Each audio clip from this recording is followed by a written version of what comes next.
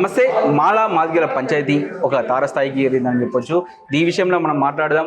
ఇక మనతో పాటు దిగంబర్ గారు ఉన్నారు, ఒకసారి వాళ్ళని అడుగుదాం. నమస్తే అన్న. నమస్తే. ఏంది ఈ పంచాయతీ ఎట్లా వెళ్దాము, ఏంది కదా? పంచాయతీ తేల్చడానికి ఈరోజు రౌండ్ టేబుల్ కాన్ఫరెన్స్ పెట్టడం జరిగింది. వాస్తవానికి ఈ పంచాయతీకి ప్రాథమిక బాధ్యత తెలంగాణ రాష్ట్ర ముఖ్యమంత్రి రేవంత్ రెడ్డిది. సుప్రీంకోర్టు 6 జడ్జిలు ఇచ్చినటువంటి ఒపీనియన్స్ కనీసం తన క్యాబినెట్లో చర్చించకుండా, అడ్వకేట్ జనరల్తో చర్చించకుండా, సజెషన్స్ తీసుకోకుండా రాష్ట్ర అసెంబ్లీలో ఆయన ఒక ప్రకటన చేస్తున్నాడు, మొదటగా నేనే చేస్తా అని. ఆయన ఆ ప్రకటన చేయడం చేత ఒక సామాజిక వర్గము ఇమ్మీడియట్గా ఒక మూమెంట్లో వచ్చేసి ఆపోజిట్ వర్గం మీద రకరకాల కామెంట్స్ చేయడం జరిగింది. దీంతో ఈ వాతావరణం ఏర్పడింది. ఇక్కడ వచ్చింది ఇప్పుడు దాకా. అంటే దీని ప్రాథమిక బాధ్యత రాష్ట్ర ముఖ్యమంత్రి రేవంత్ రెడ్డి గారిది. ఇక రెండవది, ఇప్పుడు జరుగుతున్నటువంటి చర్చల్లో, రకరకాల పోటాపోటీగా జరుగుతున్నటువంటి మీటింగ్లో అసలు సుప్రీంకోర్టు ఏం చెప్పింది? దాదాపు 554 పేజీల ఆ గైడ్ లైన్స్లో, 6 జడ్జిలు ఇచ్చినటువంటి గైడ్ లైన్స్లో సుప్రీంకోర్టు ఏం చెప్పింది? రాష్ట్ర ప్రభుత్వాలు ఏం చేయాలా? అది చేయడం పాసిబులా? మరి పార్లమెంట్ ఎందుకు చేయలేదు? మరి ఆ జడ్జిమెంట్ మీద కేంద్ర ప్రభుత్వము స్టాండ్ ఏమిటి? ఆ విషయాల మీద ఎక్కడ చర్చ జరుగుతలేదు. ఒక వర్గం ఏమంటదంటే, వర్గీకరణ వాదులు, నేను వాళ్ళను సామాజిక విచ్ఛిన్నకారులు అంట.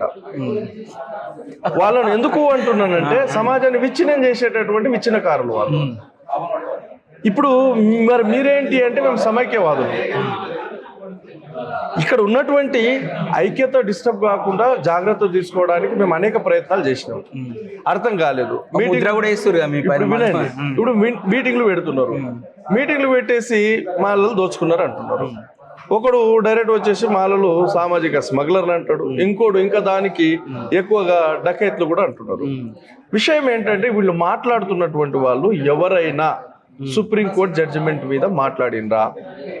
రాష్ట్ర ప్రభుత్వాలు ఏం చేయాలో ఏమన్నా గైడ్ లైన్స్ వీళ్ళనే ఇచ్చిండ్రా? లేదా ముఖ్యమంత్రికి ఏమైనా రిప్రజెంటేషన్ ఇచ్చిండ్రా? లేదు. ఇక్కడ విషయం గమనించాల్సింది ఏంటంటే, వర్గీకరణ ద్వారా ఒక కులానికి న్యాయం చేయడానికి ఉద్యమం జరగట్లేదు. బీజేపీ ఏతర పరిపాలన ఉన్నటువంటి రాష్ట్రాల్లో ఆ ప్రభుత్వాలను డిస్టర్బ్ చేయడానికి కృష్ణమాదిగ లాంటి ఏజెంట్లను ఎన్నుకొని ఆ రాష్ట్రంలో ఆ ప్రభుత్వం, కాంగ్రెస్ ప్రభుత్వాన్ని డిస్టర్బ్ చేసి బీజేపీని అధికారంలో తీసుకొచ్చే ప్రయత్నంలో భాగంగానే ఇదంతా జరుగుతుంది. మందకృష్ణ ఇది గమనిస్తలేడు. మరి మందకృష్ణ స్పష్టంగా ఆయన బీజేపీ కోటేయాలని చెప్పిండు, గత ఎలక్షన్ లో చెప్పిండు. ఇప్పుడు బీసీ సామాజిక వర్గం అంటున్నారు. నేను బీసీ సామాజిక వర్గం అన్నానండి. వాళ్ళు ఇండివిజువల్ వ్యక్తులు. ఏ బీసీ సామాజిక వర్గం ఎవరు ఎన్నుకున్నారు వాళ్ళను? బీసీ సామాజిక మున్నూరు కాపు సంఘానికి చెందిన వాళ్ళని ఏ మున్నూరు కాపు సంఘం అతన్ని ఎన్నుకున్నది? ఏ మున్నూరు కాపు సంఘం కొరకు అతను పనిచేశాడు? ఇప్పుడు ఆ ఇద్దరు కూడా, విఠలైన ఇటు పృథ్వీరాజ్ అయినా, వీళ్ళిద్దరు ఏంటంటే కాంగ్రెస్ ప్రభుత్వం రేవంత్ రెడ్డి గారు తలకు ఏదో చేస్తారని ఆశలు పడ్డారు.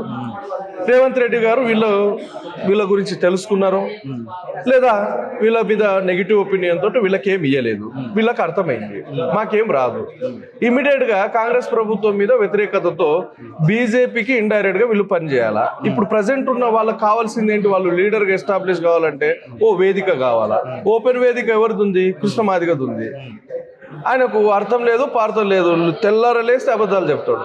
ఈ ప్రపంచంలోనే అద్భుతంగా అబద్ధాలను చెప్పేటటువంటి గొప్ప మహనీయుడు ఎవడైనా ఉన్నాడు అంటే ఆయన మందయ్యలేని. నోరెప్పితే అబద్ధం. ఆయన అబద్ధాల మీద మీరు ఏది అడగండి, నేను ఎట్లా అబద్ధమో నిరూపిస్తుంది. దాన్ని నేను ఆరోపణ చేయట్లేదు ఆయన మీద. ఆయన ఏది మాట్లాడినా అబద్ధమే చెప్తాడు. ఉషా మేరా చేయమని చెప్పింది అన్నాడు. ఉషా మేరా ఏమంది? పార్లమెంట్లో అమెండ్మెంట్ చేయనంత వరకు వర్గీకరణ క్లాసిఫికేషన్ చేయరాదు అంది. అదెందుకు చెప్పడు? రికమెండ్ చేసింది చేయమని అన్నాడు. లోకూర్ కమిషన్ అన్నాడు. లోకూర్ కమిషన్ ఎప్పటిదండి? 1969ది. చేయమన్నది అంటున్నాడు. ఒక విషయం చెప్తా, 50లో కాన్స్టిట్యూషన్ ఇంప్లిమెంట్ అయింది. 50లో ఎస్సీ ఎస్టీలో చదవడం స్టార్ట్ చేస్తే వాళ్ళు చదువులు పూర్తి అవ్వడానికి 70-75 అయింది. వాళ్ళు అప్పటికే చదువుకోలేదు. ఏ రిజర్వేషన్ ఫలాలను నోచుకోలేదు, ఎక్కడ రాలేదు. లోకూరు వర్గీకరణ చేయాలని చెప్పిండని గొప్పగా అబద్ధం చెప్తున్నాడు. అసలు లోకూర్ కమిషన్ ఏర్పడింది ఏంటంటే షెడ్యూల్ కులాల షెడ్యూల్ తెగల యొక్క వాటి జాబితాను సవరించడానికి వచ్చింది. అదే అబద్ధం చెప్తున్నాడు. ఏ విషయం మాట్లాడినా ఆయన అబద్ధమే చెప్తాడు. అబద్ధాలతో ఉద్యమాన్ని నిర్మాణం చేస్తున్నాడు. ఆయన ఎజెండా పోరాటం వేస్ట్ అంటారా? నేనేమంటున్నానంటే సుప్రీంకోర్టు జడ్జిమెంట్ ను మాదిగా ఇంటలెక్చువల్స్ చదవండి. కృష్ణ మాదిగ అది కరెక్ట్ కాదే కాదంటారు కదా, ఉద్యమే కరెక్ట్ కాదంటారు కదా. ఉద్యమం కరెక్ట్ కాదు. నేనేమంటున్నానంటే మాదిగ ప్రజలకు ఆయన తిరిగి మోసం చేయబోతున్నాడు. తెలంగాణ రాష్ట్రంలో కాంగ్రెస్ ప్రభుత్వాన్ని డిస్టర్బ్ చేసి బీజేపీ ప్రభుత్వానికి బాటలు వేస్తున్నాడు ఆయన. అంత తప్ప ఇప్పుడు మీరు చెప్పినట్టే అంటే ఆయన చెప్పినట్టే వర్గీకరణ చేస్తే మీరు చెప్పిన దేశవ్యాప్తంగా చేయాల్సి వస్తుంది. అక్కడ మరి వేరే రాష్ట్రాలు ఊరుకుంటాయా? నేనేమంటున్నా, ఇది పార్లమెంట్ జడ్జిమెంట్ స్పెషల్లీ తెలంగాణ రాష్ట్రానికి చేసుకోమని ఇయ్యలేదు కదా. ఇయ్యలేదు. పార్లమెంట్ దేశవ్యాప్త ఇప్పుడు దేశానికి సంబంధించింది కదా. ఇప్పుడు నేనేమంటున్నానంటే ప్రజెంట్ మొన్న జరిగినటువంటి పార్లమెంట్ చర్చల్లో న్యాయశాఖ మంత్రి మేఘ్వాల్ గారు చాలా స్పష్టంగా ఎస్సీ సబ్ క్లాసిఫికేషన్ మీద మీ ప్రభుత్వం స్టాండ్ ఏంటంటే ప్రస్తుతం మేమేం చేయదలుచుకోలేదు ఓపెన్ గా చెప్పాడు. అంటే కేంద్రంలో మీరు చేయరు, కేంద్ర ప్రభుత్వం చేయదు, రాష్ట్రాలు తనుకొని రావాలా. పార్లమెంట్ మార్పు తెచ్చి రాష్ట్రాలు పవర్ ఇవ్వచ్చు కదా కనీసం. ఇప్పుడు రాష్ట్రాలకు అధికారం ఇచ్చింది, అది కూడా చాలా క్రిటికల్ ఉంది దాంట్లో మ్యాటర్స్. చాలా క్రిటికల్ అంటే ఇప్పుడు సపోజ్ రేవంత్ రెడ్డి ఒక కమ్యూనిటీ ఓట్ ల్యాబింగ్ కొరకు లేదా వీళ్ళు చేసినటువంటి బ్లాక్ మెయిలింగ్ కొరకు చేస్తాడు అనుకుందాం. ఏ బేసిస్ మీద చేస్తాడు? సుప్రీంకోర్టు గైడ్ లైన్స్ ప్రకారం చేయాలి కదా. సామాజిక వెనుకబాటుతనాన్ని నిరూపించి ఒక డాటా సేకరించాలి. పవర్ లేదు. డాటా సేకరించాలంటే ఫస్ట్ ఏం జరగాల? ఈయన దగ్గర ఒక సెన్సెస్ డాటా ఉండాలా. రాష్ట్రము విడిపోయిన తర్వాత సెన్సెస్ ఏమైనా జరిగిందా? జరగలేదు. సెన్సెస్ ఎవరు చేస్తారు? భారత రాజ్యాంగం దానికి ఒక ప్రత్యేక సంస్థ నియమించింది. సెన్సెస్ ఆఫ్ ఇండియా కేంద్ర ప్రభుత్వం డైరెక్షన్ లో అది సెన్సెస్ చేయాలా. 2021 సెన్సెస్ జరగలేదు. ఇప్పుడు రేవంత్ రెడ్డి చేయాల్సింది 2011 సెన్సస్ ప్రకారం. 2011 సెన్సస్ ప్రకారం చేస్తే అది సుప్రీంకోర్టు చెప్పిన గైడ్ లైన్స్ కు వ్యతిరేకంగా అవుతుంది కాబట్టి అది కొట్టుడు అవుతుంది. సపోజ్ రేవంత్ రెడ్డి నేను చేస్తున్నటువంటి డాటా ప్రకారం చేస్తా అంటే నీకు చేసే అధికారం భారత రాజ్యాంగం ఇవ్వనప్పుడు నువ్వు చేసేది లీగలైజ్ సుప్రీంకోర్టు మళ్ళా కొట్టేస్తుంది. అంటే ఇక్కడ రేవంత్ రెడ్డి అయినా, కృష్ణమాదిగ అయినా, విఠల్ అయినా, పృథ్వీరాజ్ అయినా మాదిగ ప్రజలను మోసం చేసి బీజేపీ ప్రభుత్వాన్ని తీసుకురావడానికి, కాంగ్రెస్ ప్రభుత్వాన్ని కూల్చడానికి వీళ్ళందరూ ఒక కుట్రబను. ఈ విషయాన్ని బలంగా ఎందుకు తీసుకోలేకపోతున్నారు? మీరు బలంగా తీసుకోవడం పరిస్థితి చాలా అంశాలు స్పష్టంగా చెప్తున్నాం. మీలాంటి వాళ్ళు ఇంకా చెప్పాల్సిన అవసరం లేదు. చాలా విషయాలు స్పష్టంగా చెప్తున్నాం. కానీ ఈ విషయాన్ని ఎందుకు పబ్లిక్ లో వెళ్ళట్లేదంటే గత 3 దశాబ్దాల నుండి ఆయన అబద్ధాలు చెప్తున్నాడు. ఆయన అబద్ధాలు ఎటువంటివి అంటే అది ఈ రోజు ప్రజలు నిజమని కూర్చున్నారు. మరి ప్రజా సంఘాలైనా కమ్యూనిస్టు మేధావులు కూడా ఒప్పుకుంటారు. ఇప్పుడు సపోజ్ ఇప్పుడు రౌండ్ టేబుల్ కాన్ఫరెన్స్ లో కోదండ రామరెడ్డి గారు మాట్లాడారు. ఒక బాధ్యతాయుతమైన వ్యక్తి, ఒక ఇంటలెక్చువల్, ఆయన మాట్లాడాల్సింది ఏంటి? స్టార్టింగ్ లో మాట్లాడేటప్పుడే నేను సుప్రీంకోర్టు జడ్జిమెంట్ చదవలేను అన్నాడు. చదవనప్పుడు ఇది పెట్టిన సభ దేనికి? సుప్రీంకోర్టు ఇచ్చినటువంటి జడ్జిమెంట్ మీద చర్చ. సుప్రీంకోర్టు జడ్జిమెంట్ చదవలేదు, ఆ చర్చలో పాల్గొన్నాడు. సరే చదవలేదు, నా ఒపీనియన్ ఇది అని చెప్పడం వేరు. కానీ అది చదవలేదు అని ఆయన సొంతగా ఒప్పుకుంటా ఆయన ఇండివిజువల్ ఉన్నటువంటి ఆయన ఒపీనియన్ ఎట్లా చెప్పిపోతాడు? రాష్ట్రం అంతా అదే జరుగుతుంది. అంటే మందకృష్ణ మాదే పోరాటం 30 ఏళ్ళ నుంచి చేస్తున్నట్టు అది నచ్చిందంట వాళ్ళకి.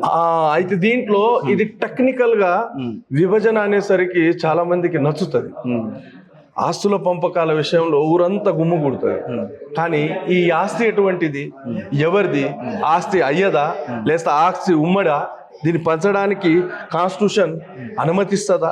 కాన్స్టిట్యూషన్ లోబడి ఎలా చేయవచ్చు? ఇవన్నీ చర్చ చేయకుండా అన్నదమ్ముల ఆస్తులు పంచుకోవట్లేదా? మనం పంచుకుంటామంటే మరి రాజ్యాంగం ఎందుకు? రాజ్యాంగ చట్టాలు ఎందుకు? మీకు అన్టచబిలిటీ వల్ల వచ్చింది కదా ఇవి రిజర్వేషన్ యొక్క బేసిస్ అన్టచబిలిటీ.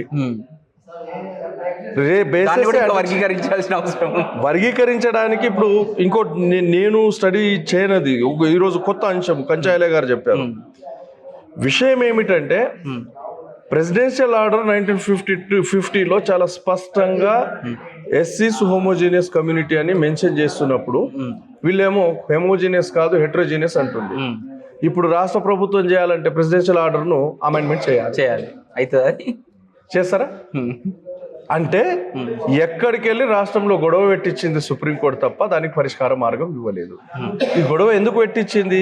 బీజేపీ ఎన్నుకున్న కొత్త పంత ఏమిటంటే బీజేపీ ఏతర పరిపాలన ఉన్న రాష్ట్రాల్లో ఒక డిస్టర్బెన్స్ వాతావరణాన్ని క్రియేట్ చేయడానికి, ఇక్కడ ఉన్నటువంటి పీడిత కులాలను విభాజితం చేసి వాళ్ళ మధ్య ఘర్షణ వాతావరణం నిర్మాణం చేయడానికి చేసింది. గతంలో ఎందుకు చేయలేదు?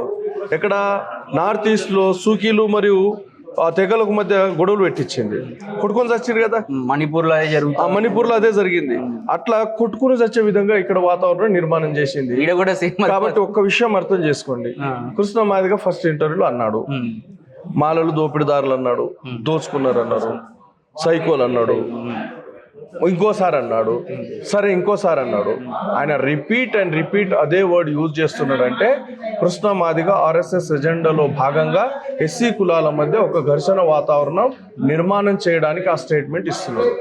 ఆయన స్టేట్మెంట్ ఇస్తే నాలంటూ ఎవడో ఎమోషనల్ అవ్వాలా, అతడి మీద రివర్స్ స్టేట్మెంట్ ఇవ్వాలా, లేదంటే అతన్ని కొట్టడానికి పోవాలా, మా లీడర్ను కొట్టిండని 100 మంది రావాలా, లేదా వాడే గాలి మీద అదే జరిగే వాడే కావాలని ఒక 2-3 అడుగు ఇచ్చుకొని మాలలు ఇట్లా చేసినని ప్రచారం చేసి రేపు ఆ వాతావరణాన్ని కూడా నిలకొడతాడు. ఇప్పుడు ఒకసారి ఆలోచించేది, ఎవడో మాట్లాడుతూ గొడ్డు చర్మాను ఒలిసినట్టు మేము మాలను ఒలవలేమా అంటాడు. అంటే ఇది రెచ్చగొట్టే వాతావరణం, తగ్గాల్సిన అవసరం. రెచ్చగొట్టే వాతావరణం, ఇది రెచ్చగొట్టే వాతావరణం బీజేపీ కుట్రపూరితంగా ప్లానింగ్లో భాగంగానే చేపిస్తుంది. రాష్ట్ర ప్రభుత్వాన్ని కూల్చడానికి, అంటే కాంగ్రెస్ ప్రభుత్వాన్ని కూల్చి బీజేపీని స్థాపించడానికి, బీజేపీని అధికారంలో తేవడానికి కృష్ణ మాదిగ చాలా కష్టపడి పనిచేస్తున్నాడు. అతని సైన్యంలో పృథ్వీరాజ్ అండ్ విఠల్ భాగస్వాములు అయ్యారు తప్ప ఇది ఎస్సీల పంచాయతీ కానే కాదు. ఒకటి ఇక్కడ మీది ఒకసారి రాజకీయాల ప్రయత్నాల కోసం కాంగ్రెస్ ఒక ప్రయత్నం చేస్తుంది, బీజేపీ ఒక ప్రయత్నం చేస్తుంది. మీరు విడిపోవడం వల్ల, వాళ్ళ రాజకీయ క్రీడలో మీరు భాగం కావడం వల్ల మీ ప్రయోజనాలు మీరు కోల్పోతారు కదా. డబుల్ బెడ్రూమ్ విషయం కావచ్చు, ఇవన్నీ చాలా విషయాలు ఉన్నాయి. ప్రయోజనాలు కోల్పోవడం అంటే నేను ఒక మాట మాట్లాడతా, అవి పక్కకి వెళ్ళిపోయినాయి. నేను ఆర్ఎస్ఎస్ ఒక రహస్య పత్రం లీక్ అయింది 1994 జనవరి 22న లోక్ మత్ సమాచార్ అనే ఒక పేపర్ పబ్లిష్ చేసింది. దాన్ని ఆ లీక్ అయినటువంటి ఆర్ఎస్ఎస్ రహస్య ఎజెండాలో ఎస్సీ ఎస్టీ బ్యాక్లాగ్ పోస్టులు భర్తీ కాకుండా జాగ్రత్త పడాలి అని ఒక పాయింట్ ఉంటుంది. 94లో కృష్ణ మాదిగ ఉద్యమం మొదలైంది. ఆయన ఉద్యమం చేస్తున్నప్పటి నుండి ఈ రోజు వరకు బ్యాక్లాగ్ పోస్టులు భర్తీ కాలేదు.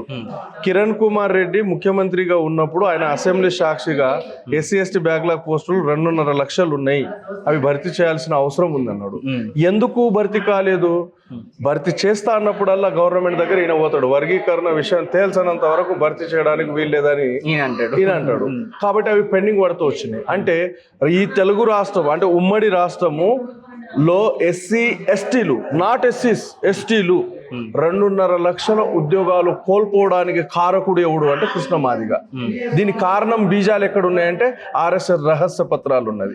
అదే రహస్య పత్రంలో ఎస్సీ కులాల మధ్య భిన్నమైన కారణాల చేత గొడవలను సృష్టించాలి. ఇదే విషయం మేము అడిగినప్పుడు, మీరు బీజేపీకి ఏజెంట్గా పనిచేస్తూ ఉన్నారు, మేము అడిగినప్పుడు ఆయన సంబంధించి గతంలో కాంగ్రెస్ పనిచేసినా టీడీపీ పనిచేసినా కూడా చెప్తున్నారు. దీని విషయంలో మీరేమంటారు? ఇప్పుడు గతంలో కాంగ్రెస్ కు పనిచేసిన, టీడీపీకి పనిచేసిన అని చెప్పేటటువంటి వ్యక్తి ఇప్పుడు ఒక విషయం అర్థం చేసుకోవాలా, కాంగ్రెస్ ఎందుకు చేయలేదు? ఒక ఫ్యాక్ట్ చెప్పాలన్నా, అసలు 341ను సవరించరాదు, సవరించలేము కృష్ణ మాదిగకు స్పష్టంగా తెలుసు. 2004లో ఈవి చెన్నై జడ్జిమెంట్ తర్వాత ఇమీడియట్ గా ఆయన కుట్ర పని రాజశేఖర్ రెడ్డితో కుమ్మక్కై మేము కాంగ్రెస్ కు మద్దతు ఇస్తాము, మాకు చేయమంటే రాజశేఖర్ రెడ్డి 2005లో రాష్ట్ర అసెంబ్లీలో బిల్లును ఆమోదించాడు, తీర్మానం చేసి కేంద్ర ప్రభుత్వానికి పంపించాడు. కేంద్ర ప్రభుత్వం ఏం చేసింది? ఆయా రాష్ట్రాల్లో ఒపీనియన్ కొరకు పంపించింది. ఆయా రాష్ట్రాల్లో ఒక పంజాబ్, హర్యానా తప్ప మిగిలిన రాష్ట్రాలన్నీ కూడా దాన్ని వ్యతిరేకించినాయి. కాబట్టి కేంద్ర ప్రభుత్వం, అప్పుడు కాంగ్రెస్ ప్రభుత్వం ఏం చెప్పిందంటే కేవలం 2 రాష్ట్రాలు మాత్రమే అంగీకరిస్తున్నాయి కాబట్టి పార్లమెంట్లో దీన్ని మేము అమెండ్మెంట్ చేయడానికి వీల్లేదన్నప్పుడు మళ్ళీ మారం చేసేసరికి ఉషా మెహ్రా కమిషన్ వేయించాడు. మళ్ళీ ఉషా మెహ్రా ఏమన్నది? ఉషా మెహ్రా చివరికి లాస్ట్ కంక్లూషన్ ఏమన్నదంటే 341 పార్లమెంట్లో అమెండ్మెంట్ చేస్తే కానీ అది జరగని పని. ఆఫ్ కోర్స్ ఉషా మెహ్రా గవర్నమెంట్కు రికమెండ్ చేసినప్పటికీ ఉషా మెహ్రా కమిషన్ను ఎస్సీ ఎస్టీ నేషనల్ కమిషన్ ఎప్పుడో కొట్టేసింది. ఎందుకు కొట్టేసింది?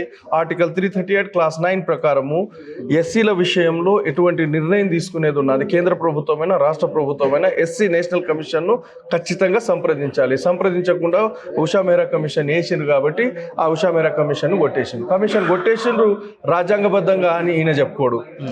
ఉషా మెహ్రా పార్లమెంట్ అమెండ్మెంట్ చేయాలని చెప్పి అది చెప్పుకోడు, అబద్ధం చెప్తాడు.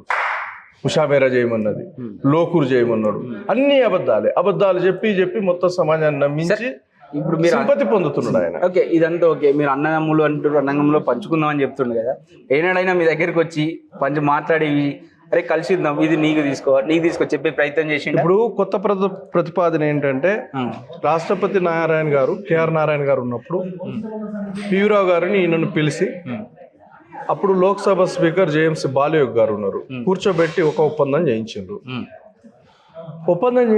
ఒప్పందం అయిన తర్వాత యాక్చువల్లీ ఆ విషయం అప్పుడు దేంట్లో ఉంది? కోర్టులో ఉంది. ఈయన ఇప్పుడు రోజు అబద్ధాలు ఏం చెప్తున్నాడు అంటే ఎవరో తీర్మానం అన్న ఛానల్లో వీళ్ళు రాష్ట్రపతి చెప్పిన నియమాలను ఒప్పంద పత్ర నియమాలను కూడా ఉల్లంఘించింది. రాష్ట్రపతి హోదాలో ఉన్న వ్యక్తి ఈ దేశంలోనే ఇంటలెక్చువల్ రాష్ట్రపతి అంటాను నేను, అంటే కాన్స్టిట్యూషనల్ నాలెడ్జ్ ఉన్నటువంటి వ్యక్తి కేఆర్ నారాయణ గారు 341 పార్లమెంట్ లో సవరిస్తారు అనే విషయం ఆయనకు తెలియదా? 50% రాష్ట్రాల అసెంబ్లీలో బిల్లు ఆమోదించాలనే విషయం తెలియదా? రాష్ట్రపతి గారు రాష్ట్రాలు చేసుకోవచ్చని చెప్పేసిండ్రు, మాలలు దాన్ని ఉల్లంఘించి కోడుకోండి అని చెప్తాడు. ఒక రాష్ట్రపతి, ఒక ఇంటలెక్చువల్ కాన్స్టిట్యూషనల్ చట్టాలకు వ్యతిరేకంగా రాష్ట్ర ప్రభుత్వం చేసుకోవచ్చని చెప్తాడని ఈరోజు పోయినటువంటి కేఆర్ నారాయణ గారు కూడా బ్లేమ్ చేస్తున్నాడు. ఇంత అబద్ధాలు కోరిన ఒక రాష్ట్రపతి, ఆయనకు రాజ్యాంగపరమైనటువంటి జ్ఞానం ఉంది. ఆ రాష్ట్రపతి ఏ విధంగా 341 రాష్ట్రాలు చేసుకోవచ్చని చెప్తాడు? చెప్పడు కదా. ఆయనను బ్లేమ్ చేస్తున్నాడు. మాలల ఒప్పందాన్ని ఉల్లంఘించరు కాబట్టి, వాళ్ళు కోర్టుకి వెళ్ళిండ్రు కాబట్టి మాలలు ఒప్పుకోరు, మాలలు ద్రోహులు, మాలల సైకులు అని మళ్ళీ బ్లేమ్ స్టార్ట్ చేసిండ్రు. ఎందుకు ఇంత గుడ్డిగా నమ్మేస్తారు? మందకృష్ణ చెప్పింది గుడ్డిగా నమ్ముతున్నారు అంటే ఆయన ఆ వాతావరణాన్ని క్రియేట్ చేశాడు. గత 3 దశాబ్దాల నుండి ఆ వాతావరణాన్ని క్రియేట్ చేశాడు. మాదిగా ఇంటలెక్చువల్ ఫెలోస్కు చాలా మందికి నేను ఇండివిజువల్ చెప్తున్నాను, ఈ మధ్య కలిశారు ఫోన్లో. గాలి వినోద్ కూడా మీతో కలిసి నడుస్తాను. సరే, గాలి వినోద్ గారు కాదు, ఇప్పుడు ఆయనకు ఉద్యమానికి సహకరిస్తున్న వాళ్ళు కూడా నాకు కలిశారు ఈ మధ్య. ఇండివిజువల్ లేదన్నా అది జరగదని మాకు తెలుసు, ఎంతో కొంత సుప్రీంకోర్టు జడ్జిమెంట్ మేమైతే చదవలేదు కానీ మేము సజెషన్స్ తీసుకున్నాము. అయినప్పటికీ ఇప్పుడు ప్రజెంట్ పరిస్థితి ఏంటంటే ఈయనను వ్యతిరేకిస్తే రేపు మా కమ్యూనిటీలో స్థానం ఉండదు, కాబట్టి మేము బలవంతంగా ఆయనతో ఉండాల్సిన పరిస్థితి అని వాళ్ళు స్పష్టంగా చెప్తున్నారు. బలవంతంగా ఇప్పుడు ఈ ఉన్నత వర్గాల వాళ్ళు కూడా సపోర్ట్ చేసాడు, అందుకే అంటారు. అందుకే కదా మాదిగల సంఖ్య ఎంత ఉన్నదని ఆయన ఒక అబద్ధం క్రియేట్ చేసిండు, ఒక బూచిని చూపించిండు. మాదిగల ఓటు బ్యాంక్ వరకు పొలిటికల్ ఇంట్రెస్ట్ ఉన్న ప్రతి ఒక్కడు కూడా మాకు మద్దతు ఇవ్వండి అని చెప్తే డెఫినెట్గా వస్తాడు. ఎందుకు? రేపు ఆడ పోటీ చేయాలా, ఈయనకు ఓటు బ్యాంక్ ఉంది, ఓటేస్తారు కావచ్చు, నేను రాజకీయ నాయకుడు కావచ్చు అని కారణాలు. రెండవది ఈయన బ్లాక్మెయిల్ ధోరణి, గతంలో చాలా మందికి బ్లాక్మెయిల్ చేశాడు ఈయన. అట్లా బ్లాక్మెయిలింగ్ తోటి కూడా వచ్చినటువంటి వాళ్ళు చాలా మంది ఉన్నారు. చాలా మందికి సుప్రీంకోర్టు ఇచ్చినటువంటి గైడ్ లైన్స్ మీద అవగాహన లేదు, ఎవరు కూడా జడ్జిమెంట్ను చదవలేదు, దానికి కాన్స్టిట్యూషన్ వ్యాలిడిటీ ఉందా లేదా అనే విషయం కూడా తెలియకుండానే గుడ్డిగా ఆయనకు మద్దతు ఇస్తున్నారు. మాదిగ ప్రజలకు ఈయన మళ్ళా ఈ 30 సంవత్సరాల తర్వాత కూడా మోసం చేయబోతున్నాడు, రానున్న కాలంలో కూడా మోసం చేస్తాడు, మోసం చేస్తూనే ఉంటాడు తప్ప మాదిగ ప్రజలకు కృష్ణ మాదిగ ద్వారా న్యాయం జరగదు. రైట్. ఇది ఏది ఏమైనప్పటికీ మేము కలిసి ఉందాం అనుకున్న ఒక్క పర్సన్ వల్ల, ఒక వ్యక్తి వల్ల ఇది విడగొడుతూ ఉండు. దీనిపైన 100% జనంలోకి వెళ్తాం, జనంలో చైతన్యపరుస్తామని చెప్పేసి చెప్తూ ఉన్నారు. దీనిపై ఇంకా ఏం జరుగుతుందో చూడాల్సింది.